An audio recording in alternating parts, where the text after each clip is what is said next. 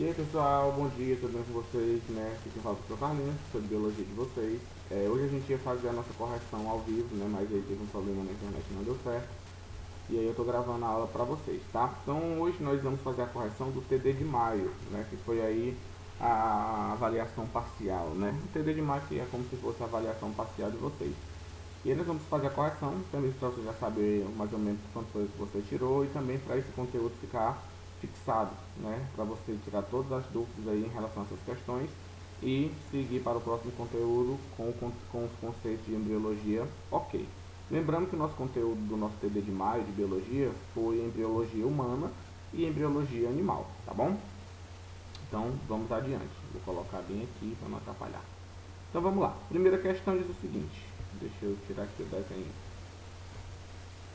As imagens a seguir será usado para responder as questões 1 e 2, tá? Acho que no TD que foi para vocês tinha 7 e 8, mas é 1 e 2. A imagem acima representa as fases do desenvolvimento embrionário. Identifique as fases representadas pela letra D, E e F. Gente, vamos lá, ó. E vou até já deixar anotado aqui para vocês. O D representa o estágio de mórula, tá certo? A letra... Ficou ruim aqui, hein? Deixa eu apagar isso aqui. Ficou melhor. Vou colocar a resposta. Espera aí.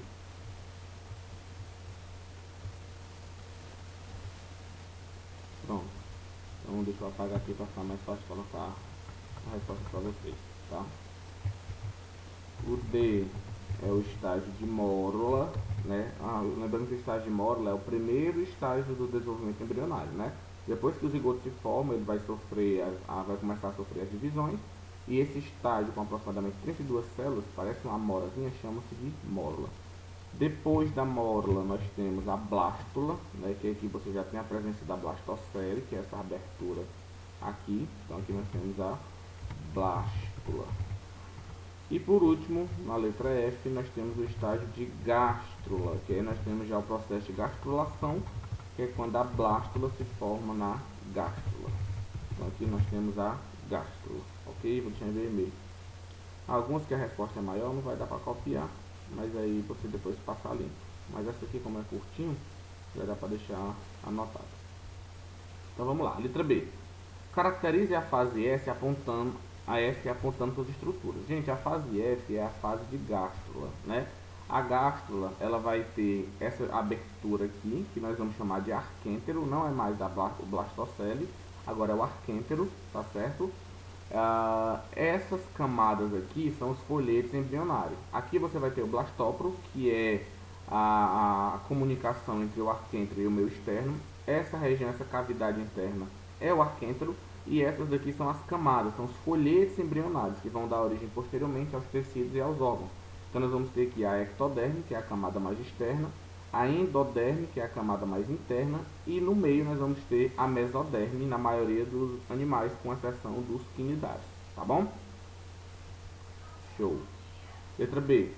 Qual fase é melhor para se obter células-tronco? Gente, a fase onde as células-tronco se formam é na etapa do blastóporo, na blástula. Dentro da blástula, você vai ter a formação de células-troncos que são utilizadas, né, para fazer testes a gente chama de células-troncos embrionárias, né? Que essas células-troncos elas podem se diferenciar em qualquer outro tipo de célula. Então, a medicina está fazendo muitos estudos com essas células-troncos, estudos promissores para o tratamento de várias doenças. Então elas são removidas aqui, ó, no período da blástula, tá bom? Show. Então vamos para a terceira. Se houver problema no desenvolvimento embrionário da mesoderme, lembrando que a mesoderme é o folheto embrionário da parte do meio, né? A gástrula, quando a gente viu, ela vai formar 3 folhetos, a parte externa, que é a ectoderme, a parte do meio, que é a mesoderme, e a parte mais interna, que é a endoderme. Ai, desculpa, gente. Soninho. Como cada folheto embrionário ele vai formar, vai dar origem a um determinado tipo de tecido e órgão, ele fala o seguinte: se houver problemas na mesoderme de um mamífero, quais órgãos vão ser prejudicados, né? Vão ter defeitos. Pessoal, a mesoderme ela vai formar o esqueleto, a musculatura e o sistema genital. tá bom? Não somente esses, mas no caso do gabarito seria a letra B, tá bom? O esqueleto, a musculatura, o sistema genital, que é o sistema reprodutor, ele vai ser formado a partir da mesoderme. Então, se algum animal sofre problemas na mesoderme, vai ter defeito na formação desses órgãos e desses tecidos aqui, tá bom? Então, gabarito letra B. Estou deixando em vermelho o gabarito para vocês. Quarto, após um estudo, foi constatado que um determinado animal, durante seu desenvolvimento embrionário, o blastóporo originou primeiro a boca e depois o ânus. Além disso, foi verificada a presença da endoderme, mesoderme e ectoderme, ou seja, os 3 folhetos.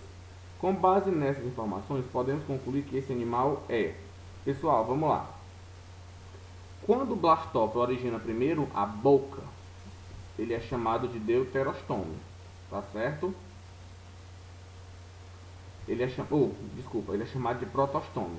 Então, os animais em que o blastóporo forma primeiro a boca são chamados de protostome. E já que ele possui os 3 folhetos embrionários, então ele é um animal triblástico, tá bom? Então, o gabarito aqui seria a letra D.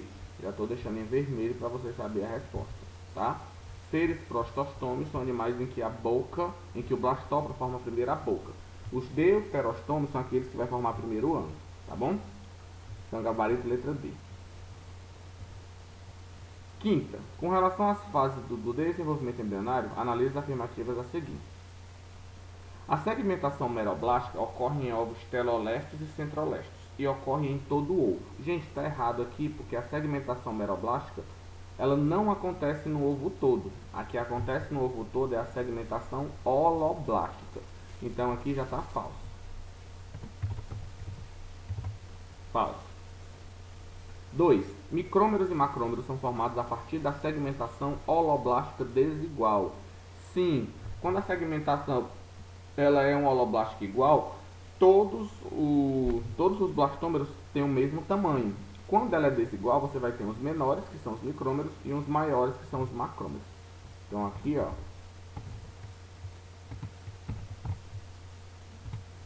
verdadeiro. 3. Em um animal, o blastóporo originou o ânus, e o seu embrião possui 3 folhetos embrionários. Logo, podemos afirmar que ele é deuterostome triblástico. Sim, se formou primeiro o ânus, ele é deuterostome. Então, verdadeiro também.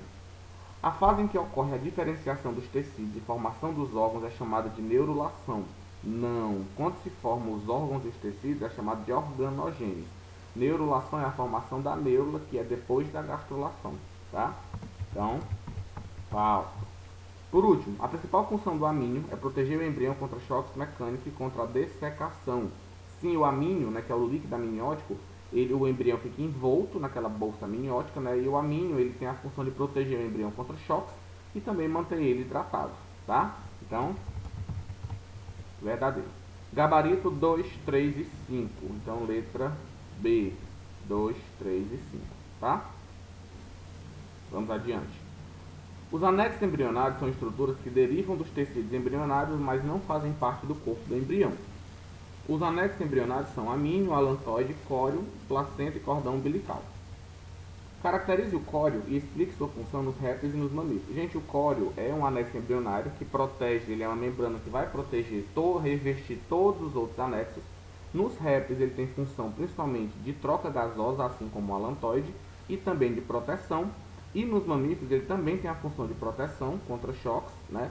Além disso, uma parte do córeo, né, vai ser utilizada para a formação da placenta.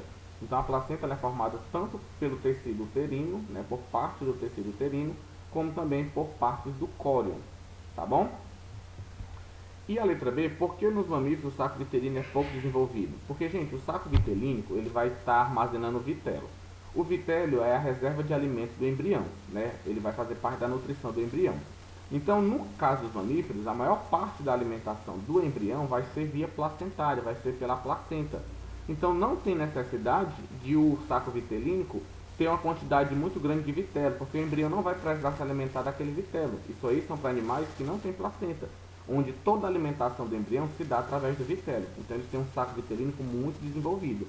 No nosso caso, que somos mamíferos placentários, né?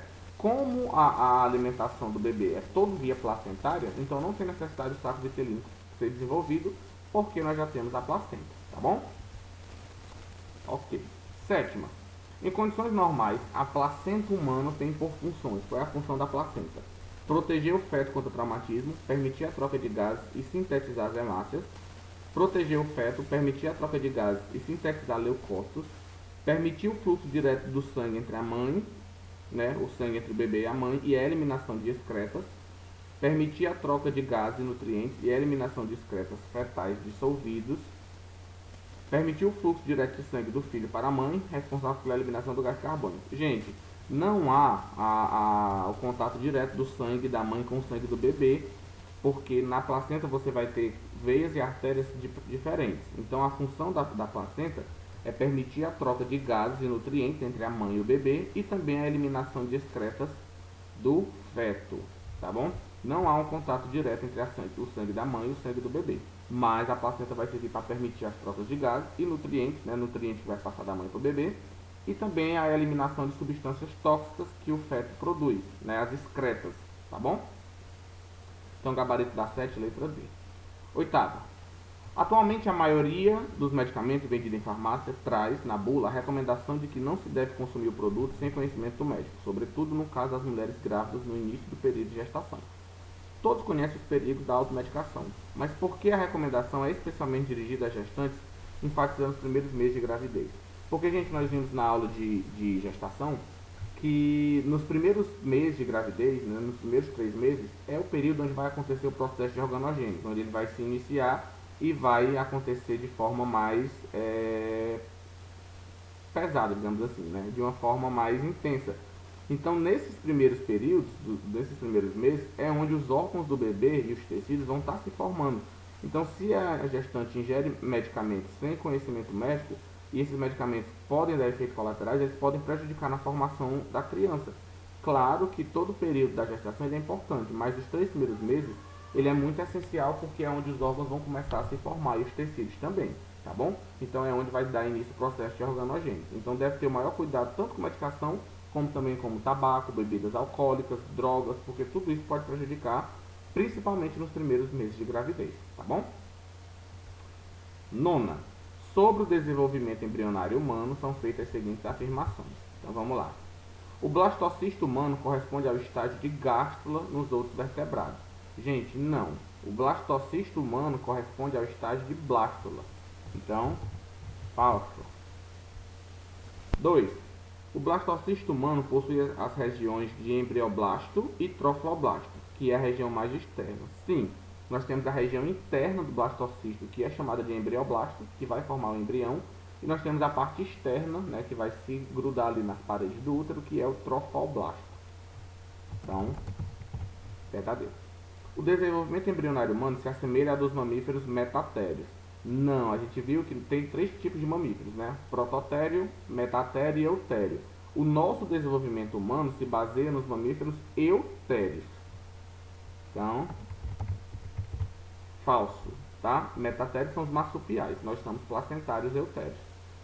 4. A implantação do embrião no útero é chamado de nidação. Sim. Nidação é o processo de implantação do embrião no útero, né? Quando ele se gruda na parede do útero para formar o bebê.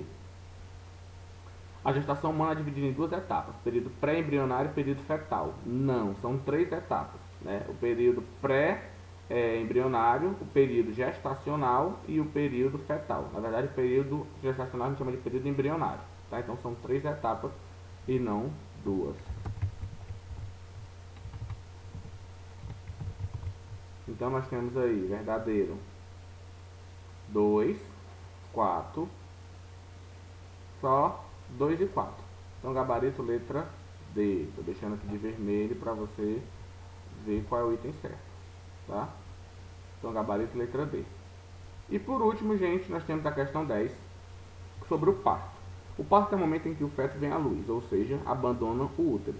Com duração média de 3 a 14 horas ou mais, o parto humano é sem dúvida um dos acontecimentos mais importantes para todas as mães. Quais os principais sinais de que o processo do parto se iniciou? Primeiro, que as contrações uterinas elas começam a aumentar, né? Elas começam ali mais leves e aí na medida que vai se aproximando do momento do parto, as contrações do útero aumentam. Além disso, você também vai ter o rompimento da bolsa amniótica, né, do líquido amniótico, que esse líquido vai sair, que é o líquido que protegia ali o feto. Então, na hora que esse líquido sai, é que é popularmente chamado de que a bolsa estourou, né? Então, isso já é um sinal de que o parto está perto de acontecer, tá bom? B. O trabalho de parto se encerra com a expulsão do feto? Não, gente. Depois que a gente viu isso na aula de parto, né? Depois que a mãe dá a luz do bebê, o útero ainda continua contraindo para expulsar a placenta que vem atrás. Então, depois que o bebê, depois que o feto sai, ainda não termina o trabalho de parto, porque ainda vai ser eliminada a placenta. A não ser em caso em que a placenta venha primeiro, né? Mas na maioria dos casos a placenta sempre vem após a expulsão do feto. Então, depois que sai o feto, ainda demora um pouquinho, né? O útero ainda continua se contraindo, só que mais leve, né? Contrações menos intensas para a expulsão da placenta e do cordão umbilical, tá bom? Pronto, gente, era isso, tá? Espero que vocês tenham entendido. Se vocês tiverem acertado aí, meus parabéns. Quem errou alguma questão, aproveita para corrigir, tá? Se você não foi tão bem nessa, já estude mais para outra prova, porque essa prova estava muito boa, estava igual o TD, nós vimos tudo nos slides, nós comentamos tudo isso, então estude, tá certo? Se organize, leia com calma e até a próxima.